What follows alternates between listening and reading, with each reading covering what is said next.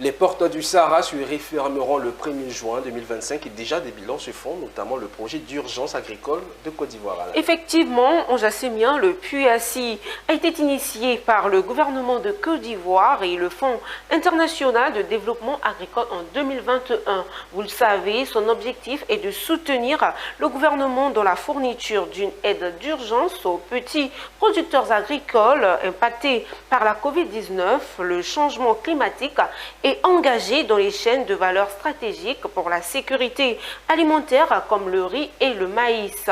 Prévu pour durer 36 mois, le PUACI prendra fin en 2026. Entre-temps, présent au Sahara, le PUACI a organisé avec son principal bailleur de fonds une conférence de presse à son stand pour dresser son bilan. On l'écoute.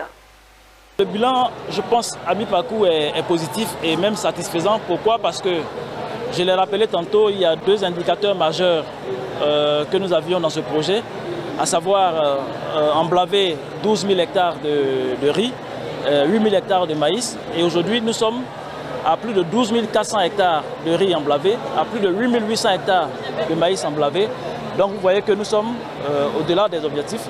Et nous avions une cible de 56 000 ménages. Mais à mi-parcours, nous sommes aujourd'hui à près de 41 000 ménages touchés. Donc vous voyez que pour les 15 mois qui arrivent, nous allons rapidement remplir ces indicateurs, nous allons rapidement toucher la cible institutionnelle qui nous a été donnée d'atteindre. Donc je peux dire qu'à mi-parcours, le bilan est satisfaisant. On était sur le terrain au mois de mai, au début du mois de mai, et ça a été vraiment très étonnant pour nous, l'engouement que ce projet-là suscite sur le terrain. Parmi les communautés. On a entendu dire que oui, le PUACI est venu nous enlever de l'insécurité alimentaire, de la pauvreté. Et ça, c'est quelque chose qu'on ne peut pas nier, c'est quelque chose qui est visible, qui est palpable.